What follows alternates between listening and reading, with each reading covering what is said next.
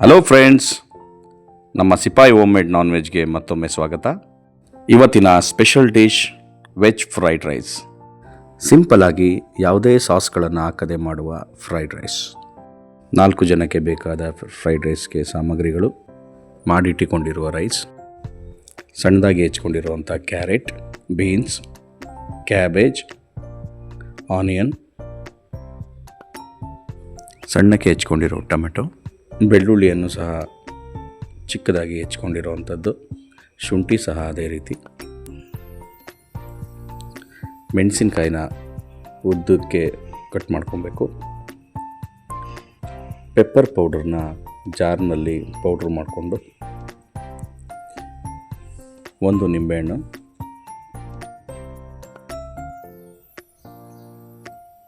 ಉಪ್ಪು, ಅಡಿಗೆ ಎಣ್ಣೆ. ಮೊದಲಿಗೆ ಒಂದು ಫ್ರೈ ಪ್ಯಾನ್ನಲ್ಲಿ ಸ್ವಲ್ಪ ಎಣ್ಣೆ ಹಾಕಿ ಈರುಳ್ಳಿಯನ್ನು ಹಾಕಬೇಕು. ನಂತರ ಅದನ್ನು ಚೆನ್ನಾಗಿ ಫ್ರೈ ಮಾಡ್ಕೊಬೇಕು.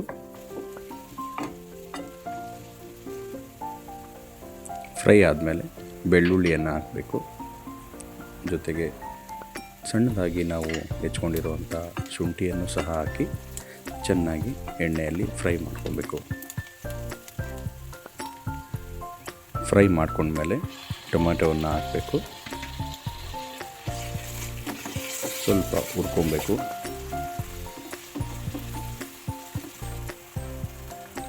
ಉದ್ದವಾಗಿ ಹೆಚ್ಚಿಕೊಂಡಿರುವಂಥ ಹಸಿಮೆಣಸಿನ್ಕಾಯಿನ ಹಾಕ್ಕೊಳ್ಬೇಕು. ಸಣ್ಣದಾಗಿ ಹೆಚ್ಚಿರುವಂಥ ಕ್ಯಾರೆಟ್ ಮತ್ತು ಬೀನ್ಸನ್ನು ಸಹ ಹಾಕೊಳ್ಳಿ.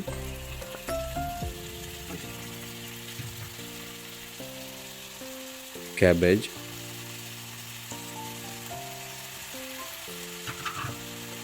ಈ 3 ಹಾಕೊಂಡ್ಮೇಲೆ ಹುರಿಬೇಕು.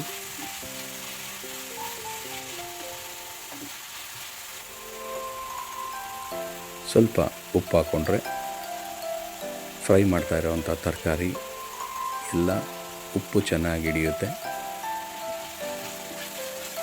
ಅದನ್ನು ಹಾಗೆ ಮಿಕ್ಸ್ ಮಾಡ್ಕೊಬೇಕು.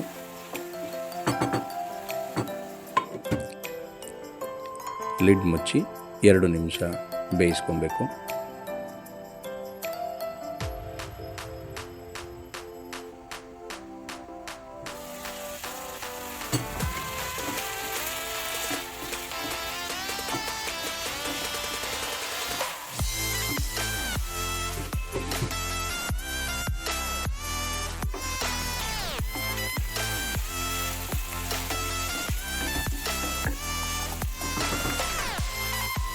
ಎಲ್ಲ ವೆಜಿಟೇಬಲ್ಸ್ ಫ್ರೈ ಆದಮೇಲೆ ಉಪ್ಪೆಲ್ಲ ಚೆನ್ನಾಗಿ ಹಿಡಿದಿದೆ ಅಂತ ಗೊತ್ತಾಗುತ್ತೆ.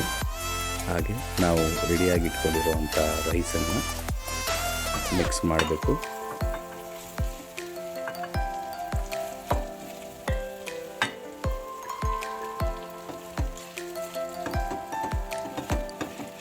ರೈಸೆಲ್ಲ ಚೆನ್ನಾಗಿ ಮಿಕ್ಸ್ ಮಾಡ್ಕೊಬೇಕು.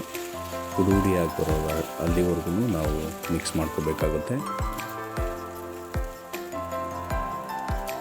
ರೈಸ್ ವೆಜಿಟೇಬಲ್ಸ್ ಎಲ್ಲ ಚೆನ್ನಾಗಿ ಮಿಕ್ಸ್ ಆದಮೇಲೆ ಹುರಿದು ಪುಡಿ ಮಾಡ್ಕೊಂಡಿರುವಂಥ ಮೆಣಸನ್ನು ನಾವು ಮಿಕ್ಸ್ ಮಾಡಬೇಕಾಗುತ್ತೆ.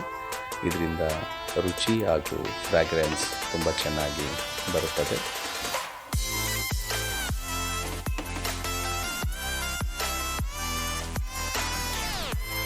ಚೆನ್ನಾಗಿ ಮಿಕ್ಸ್ ಆದಮೇಲೆ ರುಚಿಗೆ ತಕ್ಕಷ್ಟು ಉಪ್ಪನ್ನು ಹಾಕ್ಕೊಬೇಕು.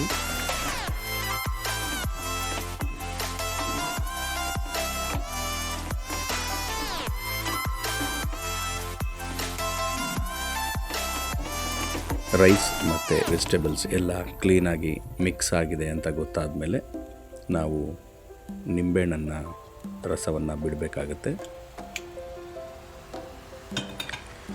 ನಿಂಬೆಹಣ್ಣು, ವೆಜಿಟೇಬಲ್ಸ್ ಮತ್ತು ರೈಸ್ ಎಲ್ಲ ಹಾಕಿದ್ಮೇಲೆ ಒಂದು ಸಾರಿ ಎಲ್ಲವನ್ನು ಮಿಕ್ಸ್ ಮಾಡಿ ಲಿಡ್ಡನ್ನು ಮುಚ್ಚೋಣ.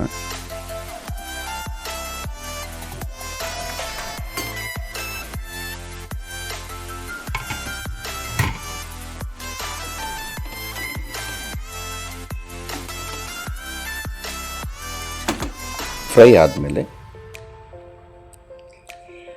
ಕೊತ್ತಂಬರಿ ಸೊಪ್ಪನ್ನು ಹಾಕ್ಕೊಬೇಕು.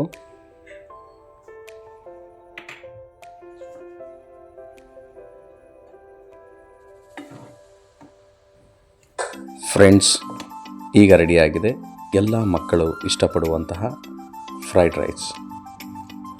ಫ್ರೆಂಡ್ಸ್, ಈ ವಿಡಿಯೋ ನಿಮಗೆ ಇಷ್ಟವಾಗಿದ್ದರೆ ನಮ್ಮ ಚಾನಲ್ಗೆ ಸಬ್ಸ್ಕ್ರೈಬ್ ಆಗಿ ಬೆಲ್ ಐಕಾನನ್ನು ಒತ್ತಿ. ನಾವು ಹೊಸದಾಗಿ ಹಾಕುವ ವಿಡಿಯೋಗಳ ನೋಟಿಫಿಕೇಷನ್ ತಮಗೆ ಬರುತ್ತದೆ. Thank you for watching.